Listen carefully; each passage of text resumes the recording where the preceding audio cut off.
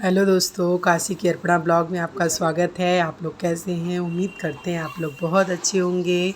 तो सुबह हो चुकी है, यानी आज सैटरडे है, शनिवार है। यहाँ पर सारा काम कर चुके थे, पूजा कर लिए थे। उसके बाद चले आए यहाँ पर नाश्ता बनाने के लिए। तो नाश्ता में बनाना था बेसन का उल्टा, जो बहुत टेस्टी बनता है। तो बेसन के उल्टे में पहले बेसन को अच्छे से छान देते हैं। छानने के बाद इसको बहुत अच्छे से फेंटते हैं, क्योंकि जितना भी बेसन को फेंट के रख दीजिए, तो उसके बाद चाहे आप इसका पकौड़ी बनाइए चाहे उल्टा बनाइए, बहुत ही सॉफ्ट और बहुत अच्छा बनता है।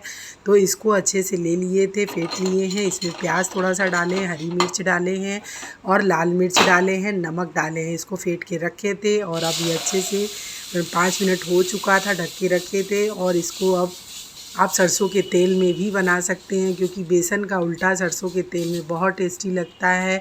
तो सरसों के तेल में मेरे हस्बैंड को नहीं पसंद है, उनके लिए बना रहे थे। तो यहाँ पर डाल दिए थे रिफ़ाइंड ऑयल। रिफ़ाइंड ऑयल में खूब लाल लाल बना, और हरी मिर्च इसमें जितना डालिए उतना ही टेस्टी लगता है। हरी मिर्च और प्याज का टेस्ट बहुत अच्छा आता है। और आप लोगों को पसंद हो तो इसमें टमाटर भी डाल सकते हैं, लेकिन हमें सिर्फ प्याज का ही पसंद है, तो प्याज डालते हैं। हरी मिर्च, धनिया ये सब डाल दीजिए। बन के रेडी हो चुका था नाश्ता। इसको अचार, सॉस, चाय किसी भी चीज़ से खाइए, बहुत टेस्टी होता है और बहुत हेल्दी होता है। क्योंकि ये बेसन है, चने का बेसन है, तो बहुत ही टेस्टी, हेल्थ के लिए भी होता है। तो ये नाश्ता हम लोगों के लिए बन गया था। बच्चे भी यही नाश्ता कर लिए थे। सबको बेसन का उल्टा बहुत पसंद है मेरे यहाँ। तो इसको अचार से खाइए, अचार से तो बहुत ही टेस्टी लगता है। और ये रेडी हो चुका था। फिर उसके बाद खाने की, दोपहर के खाने की तैयारी किए। तो उसमें खाने में मम्मी के लिए बनाए थे दाल, चावल, सब्जी, रोटी, ये सारा चीज़ मम्मी के लिए बना दिए थे। और यहाँ पर अपना तेल भरे डिब्बे में, और ये खड़ा मसाला जो हम हमेशा पीसते हैं, घर का ही होता है गरम मसाला। मार्केट से गरम मसाला हम नहीं लेते। तो इसमें सारे स्पाइसेस हैं, सारे ढेर सारे। इनको लेके अच्छे से तावे पे रोस्ट कर देते हैं। उसके बाद बारीक बारीक इसको पीस लेते हैं, और बहुत अच्छी खुशबू भी आती है। घर का है, साफ़ सुथरे तरीके से भी बनता है। तो ये जब सब्ज़ी में डालते हैं तो सब्ज़ी का टेस्ट मेरे दोगुना कर देता है। और गरम मसाला घर पे ही बनाते हैं। और ऐसे मैगी मसाला है, सब्ज़ी मसाला है, ये सब हम पैकेट का बाहर से ले लेते हैं, लेकिन गरम मसाला घर पे ही बनाते हैं।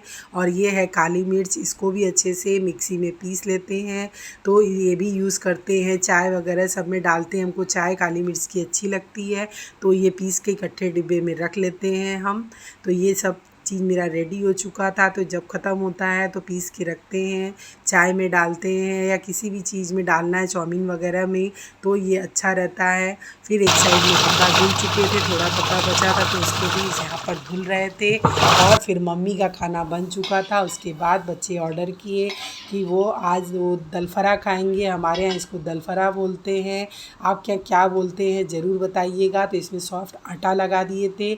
आटे की खूब बड़ी सी रोटी बना लीजिए, और बनाने के बाद एक गिलास या कटोरी कुकी कटर कुछ भी लीजिए, उससे जैसे मठरी कट करते हैं वैसे इसको कट कर दीजिए, और इस तरह से ये डिज़ाइन बनाइए।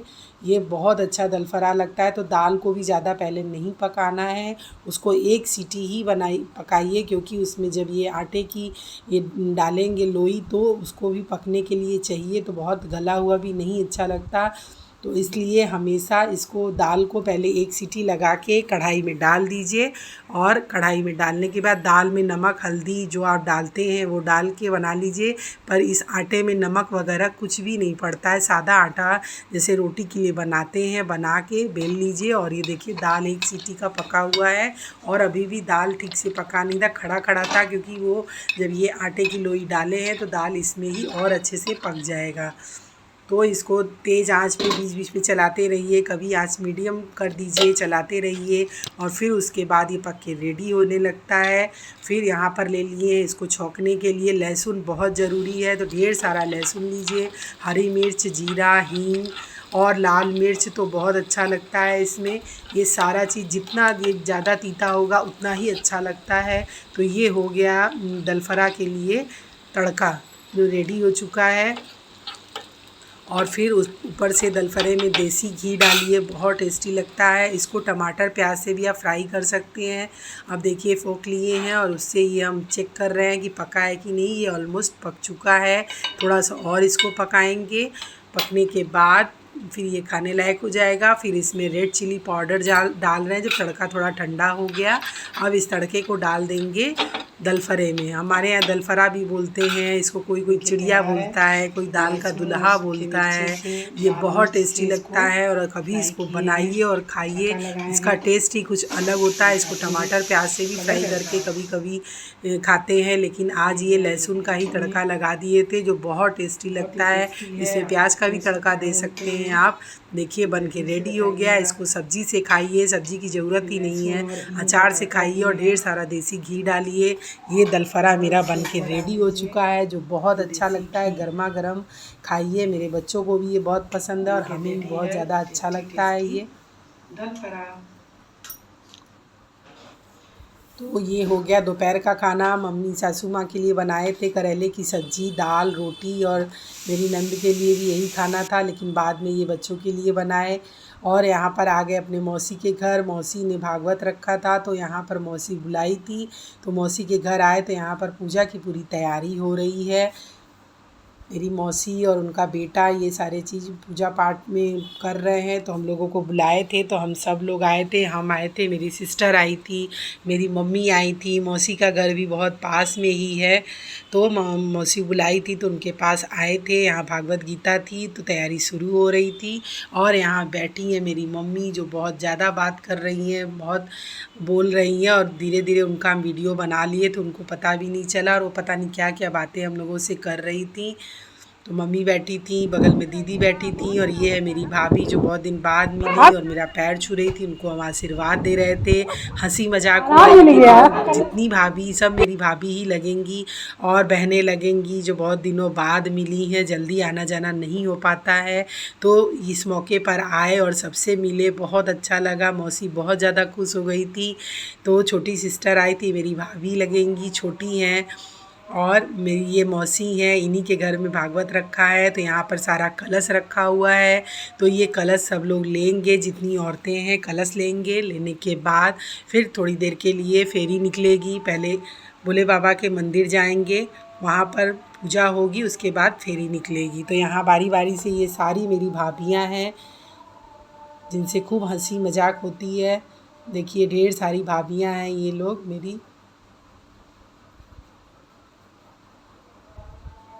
तो नंद भाभी का मजाक, हंसी मजाक ये तो हर मौके पे चलता है, और नंद ना हो तो हर माहौल ही बहुत अधूरा अधूरा होता है। कोई भी फंक्शन हो उसमें नंद का होना तो बहुत ही ज़रूरी होता है, क्योंकि वो रह रह के बीच बीच में मजाक भी करती हैं और भाभी लोगों से खूब हंसी मजाक करती हैं, तो वो माहौल को और अच्छा खुशनुमा बना देती हैं। इसलिए नंद का होना तो बहुत ही ज़रूरी होता है परिवार में। यहाँ पर हम लोग आ गए थे रोड पे। रोड पे आने के बाद सारी औरतें इकट्ठा हो रहे थे। यहाँ पर इकट्ठा होंगे, इकट्ठा होने के बाद फिर जाएंगे शिव मंदिर में, वहाँ पर थोड़ी सी पूजा होगी।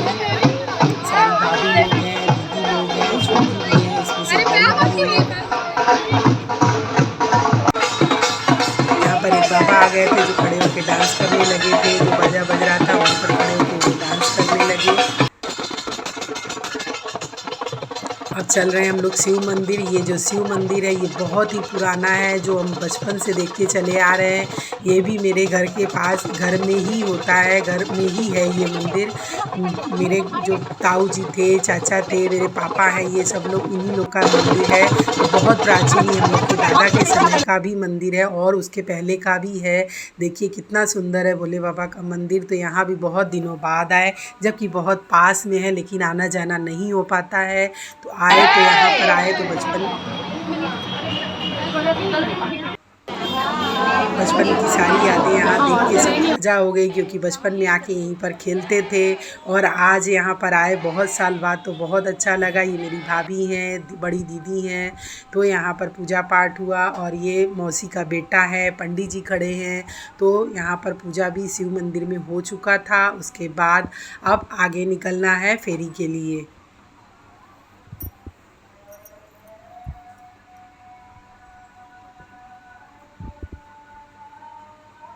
अब सारी औरतें निकल रही हैं पूजा होने के बाद। फेरी निकल रही है, बहुत थोड़े दूर तक जाएगी फेरी, तो वहाँ हम सब लोग कलश लेके चले गए थे। मेरा ब्लॉग दोस्तों कैसा लगा ज़रूर बताइएगा। ब्लॉग को अब यहीं पर एंड करते हैं।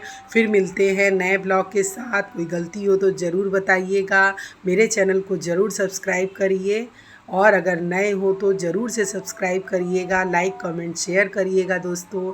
फिर मिलते हैं आप लोगों से नए ब्लॉग में, नए डिश के साथ, नए बातचीत के साथ। तब तक स्वस्थ रहिए, खुश रहिए, मस्त रहिए।